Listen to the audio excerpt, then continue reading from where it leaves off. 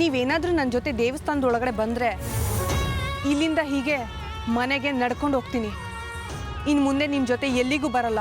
ಅಯ್ಯಯ್ಯೋ, ಹಾಗೇನಾದ್ರು ಮಾಡಿಬಿಟ್ಟಿರಾ? ನೀವು ಹೋಗ್ಬಿಟ್ಟು ಬನ್ನಿ, ನಾನು ಇಲ್ಲೇ ನಿಮಗೋಸ್ಕರ ವೆಯ್ಟ್ ಮಾಡ್ತಾ ಇರ್ತೀನಿ.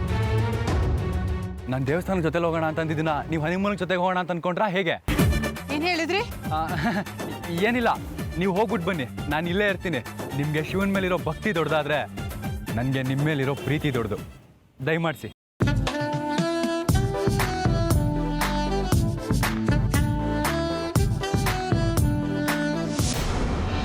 ಪ್ರಕಾಶ, ರಾಜುಗೆ ಫೋನ್ ಮಾಡು. ಯಾಕೆ ರುದ್ರ? ಯಾಕೆ ಅಂದರೆ ಆ ನಾಗಿಣಿ ನಮ್ಮನ್ನೆಲ್ಲ ಹುಡುಕ್ತಾ ಇದ್ದಾಳಲ್ಲ, ಅದಕ್ಕೆ. ಮೊದಲೇ ಆ ರಾಜು ಹಗ್ಗ ನೋಡಿ ಹಾವು ಅಂತ ಕೂತ್ ಜಾಗದಲ್ಲೇ ಒದ್ದಾಯ ಮಾಡ್ಕೊಳ್ಳೋ ಪುಕ್ಲ ಅವನು. ಅದಕ್ಕೆ ಅವನಿಗೆ ಹುಷಾರಾಗಿರಕ್ಕೆ ಹೇಳು. ನೀನು ಹೇಳೋದು ಸರಿನೇ ರುದ್ರ. ಮೊನ್ನೆ ಹೀಗೆ ಆಗಿದೆ. ಕಾರಲ್ಲಿ ಹೋಗ್ತಾ ಇದ್ದಂತೆ ಯಾವುದೋ ಫೋನ್ ಬಂತು ಅಂತ ಮರದ ನೆರಳಲ್ಲಿ ನಿಂತ್ಕೊಂಡು ಮಾತಾಡ್ತಾ ಇದ್ದಾನೆ. ಯಾವುದೋ ಬಳ್ಳಿ ಮೈ ಮೇಲೆ ಬಿದ್ದಿದ ತಕ್ಷಣ ಹಾವು ಬಿತ್ತು ಅಂತ ಮೊಬೈಲ್ನ ಬಿಸಾಕಿ ಕಾರ್ನು ಅಲ್ಲೇ ಬಿಟ್ಟು 1 ಕಿಲೋಮೀಟರ್ ದೂರ ಓಡೋಗಿದ್ದಂತೆ. ನಾನು ಆ ಕಾರಣಕ್ಕೆ ಅವನಿಗೆ ಫೋನ್ ಮಾಡು ಅಂತ ಹೇಳಿದ್ದು. ಆಮೇಲೆ ಅವ್ನು ನಾಗಿಣಿ ಕೈಗೆ ಏನಾದರೂ ಸಿಗಾಕೊಂಡ್ರೆ ಅವಳು ಅವನನ್ನು ಕಚ್ಚೋದಕ್ಕಿಂತ ಮುಂಚೆ ಅವಳನ್ನ ನೋಡಿದ ತಕ್ಷಣ ಅವ್ನು ಹಾರ್ಟ್ ಅಟ್ಯಾಕ್ ಆಗಿ ಸತ್ತೋಗ್ಬಿಡ್ತಾನೆ. ಹೇಳು.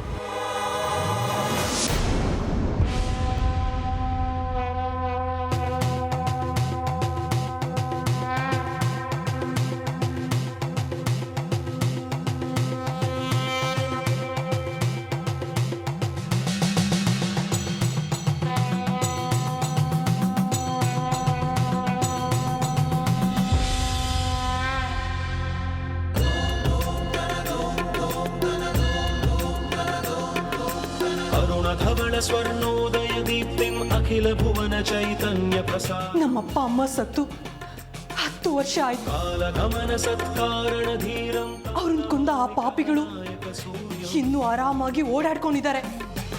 ಅಮೃತ ಕಿರಣ ರಸರಮ್ಯ ಪ್ರವಾಹ. ನನ್ನಿಂದ ಅವ್ರಿಗೆ ಯಾವ ಶಿಕ್ಷೆನೂ ಕೊಡಕ್ಕಾಗ್ತಿಲ್ಲ. ಅವ್ರು ಎಲ್ಲಿದ್ದಾರೆ ಅಂತ ಕಂಡುಹಿಡಿಯೋಕ್ಕೂ ನನ್ನಿಂದ ಆಗ್ತಿಲ್ಲ. ಯಾಕೆ ಹೀಗಾಗ್ತಿದೆ, ಏನಾಗ್ತಿದೆ ಅಂತ ತಿಳಿತಾ ಇಲ್ಲ ಈಶ್ವರ. ನನ್ನ ಶತ್ರುಗಳು ಎಲ್ಲಿದ್ದಾರೆ ಅಂತ ನನಗೆ ತೋರಿಸು.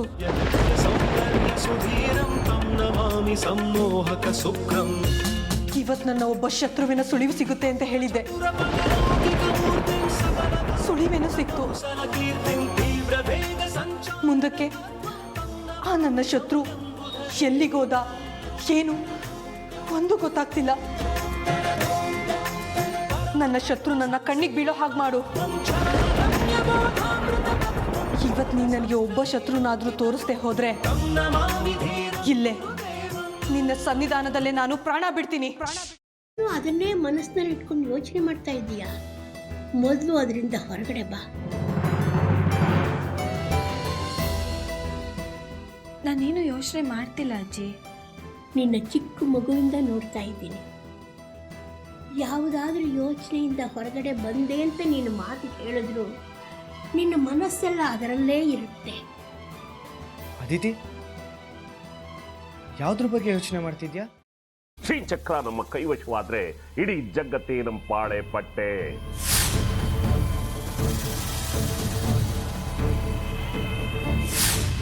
ನಾವಿದೀವಲ್ಲ, ನೀನ್ ಯಾಕೆ ಚಿಂತೆ?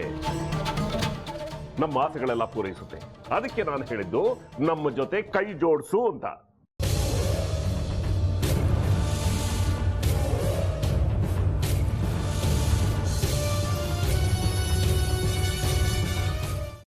ವೆಜ್ ಖಾರ ಬಾತ್ ಮಾಡುವ ವಿಧಾನ: ಒಂದು ಬಾಣಲಿಗೆ ತುಪ್ಪ, ಸಾಸಿವೆ, ಕಡಲೆಬೇಳೆ, ಉದ್ದಿನಬೇಳೆ, ಗೋಡಂಬಿ ಹಾಕಿ ಹುರಿದು ಕರಿಬೇವು, ಬಾಡಿಗೆ ಮೆಣಸಿನಕಾಯಿ, ಕ್ಯಾರೆಟ್, ಬಟಾಣಿ, ಟೊಮ್ಯಾಟೊ, ಕಲ್ಲುಪ್ಪು, ಬೆಲ್ಲ, ಬಿಸಿಬೇಳೆ ಬಾತ್ ಪುಡಿ, ಅರಿಶಿನ, ರವೆಯ 3 ಅಳತೆಯಷ್ಟು ನೀರು ಹಾಕಿ ಚೆನ್ನಾಗಿ ಕುದಿ ಬಂದ ಮೇಲೆ ಹುರಿದ ಬನ್ಸಿ ರವೆ ಹಾಕಿ ಕಲಸಿ. ಈಗ ವೆಜ್ ಖಾರ ಬಾತ್ ಸವಿಯಲು.